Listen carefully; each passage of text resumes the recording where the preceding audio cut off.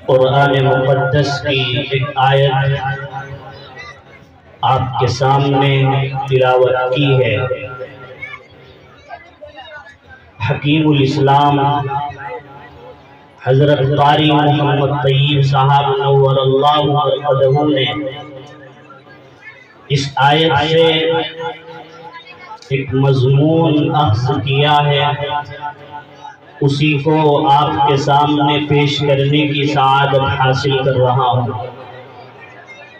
وہ مضمون دو مقاصد پر مشتمل ہے، جس سے یہ معلوم ہوگا کہ اللہ نے انسان کو کیوں پیدا کیا، کیوں اس دنیا میں بھیجا، اس کی زندگی کے کیا مقاصد متعین ہیں، اور ہم ان مقاصد کو کس حد تک انجام دے رہے ہیں۔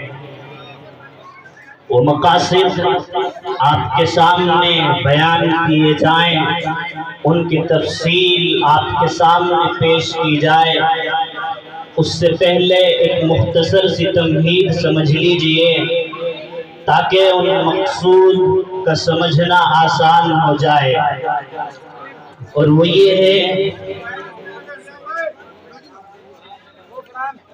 بھائی شانتی کا ماحول بنائیں، شور نہ کریں،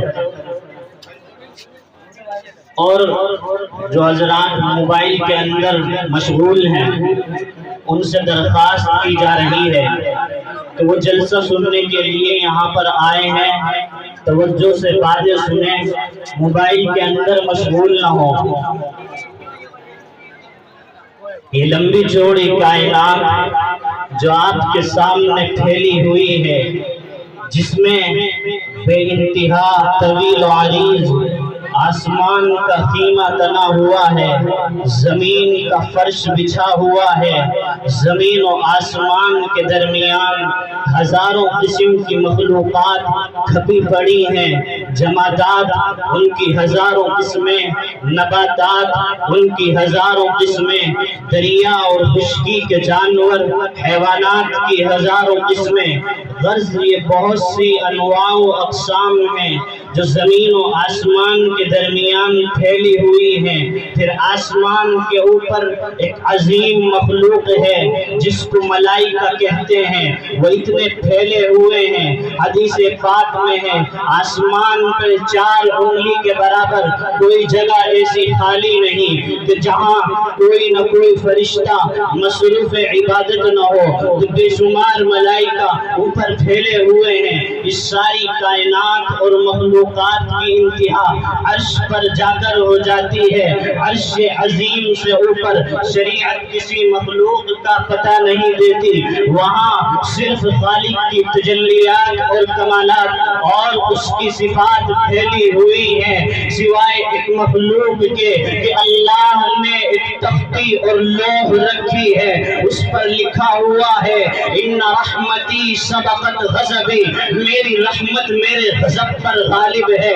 رحمت اصل ہے، غضب تابع ہے، رحمت آگے آگے چلتی ہے، غضب پیچھے رہتا ہے۔ اس ایک مخلوق کا تو نشان ملتا ہے، باقی عرش کے اوپر خالق کی تجلیات اور کمالات اور صفات پھیلی ہوئی ہیں، تو زمینیں، آسمان و زمین کے درمیان فضا، آسمان، جنت، عرش اور کرسی، پھر تجلیات ربانی کا یہ سلسلہ تو بہت لمبی چوڑی کائنات ہے، لیکن اللہ کی قدرت دیکھیے کہ اس ساری کائنات کو جو لاکھوں کروڑوں میل پر مشتمل ہے، سائنسدانوں کے قول کے مطابق چاند زمین سے 70 لاکھ میل دور ہے، پھر اس سے کتنا اوپر آسمان، پھر اوپر کتنے آسمان اور کتنی جنتیں، تو لاکھوں کروڑوں میل پر یہ کائنات مشتمل ہے، لیکن جب اللہ نے اس کو سمیٹا تو یہ ایک 1.5 گز کی جگہ کے اندر آ گئی۔ وہ جگہ کیا ہے؟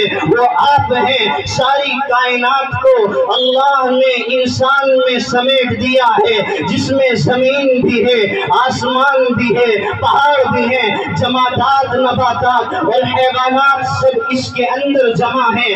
انسان کو دیکھا جائے تو مٹی سے بنا ہے، پیدا ہی مٹی سے ہوا ہے، اسے مشت خاک ہی کہتے ہیں۔ ایک مٹھی مٹی سے ہمارا یہ بدن بنایا گیا اور روح نے اس مٹی کو سنبھال رکھا ہے۔ روح نکلنے کے بعد پھر یہ مٹی میں مل کر مٹی ہو جائے گا، اور اس زندگی میں بھی اس سے مٹی جھڑتی رہتی ہے۔ اگر آپ بدن پر ہاتھ ملیں تو سیاہ بتیاں اتریں گی، وہ مٹی اور کوڑا کباڑا نہیں تو پھر اور کیا ہے؟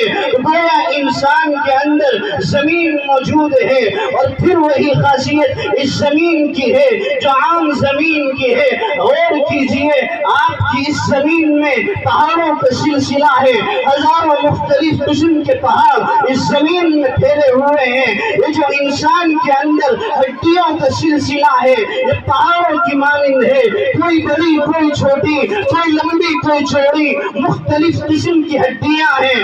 یہ جیسی کائنات باہر کی ہے ویسی ہی کائنات انسان کے اندر ہی ہے۔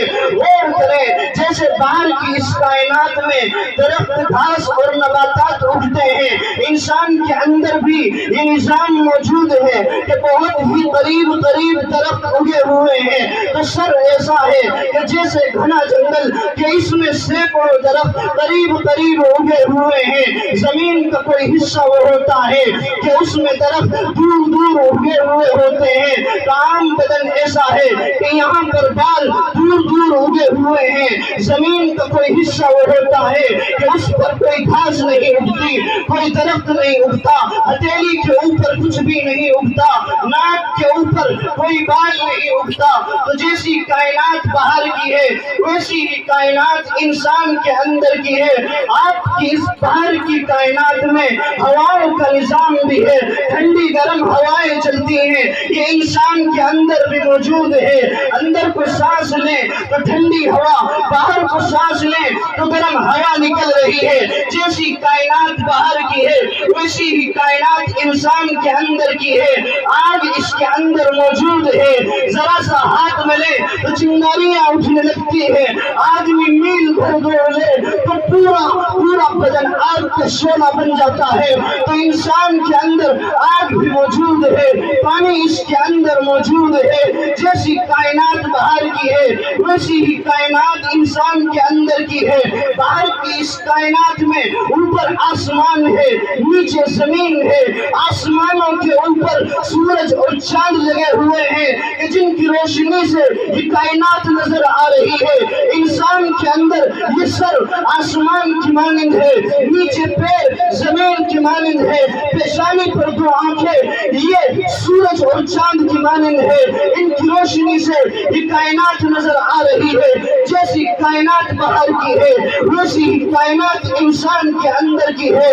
تفصیل کہاں تک بیان کی جائے، جو کچھ اس کائنات میں پھیلا ہوا ہے، آسمان سے لے کر زمین تک، زمین سے لے کر آسمان تک جو چیزیں اس کائنات میں ہیں، ان تمام چیزوں کو اللہ نے اس انسان کے اندر جمع کر دیا ہے۔ اسی واسطے علماء لکھتے ہیں کہ انسان حقیقت جامعہ ہے، یعنی اتنی جامع حقیقت ہے کہ وہ تمام چیزیں جو کائنات کے اندر پھیلی ہوئی ہے وہ اپنے اندر لیے ہوئے ہیں۔ کائنات کے تمام کمالات جو کائنات میں پھیلے ہوئے ہیں سب اس انسان کے اندر جمع ہیں۔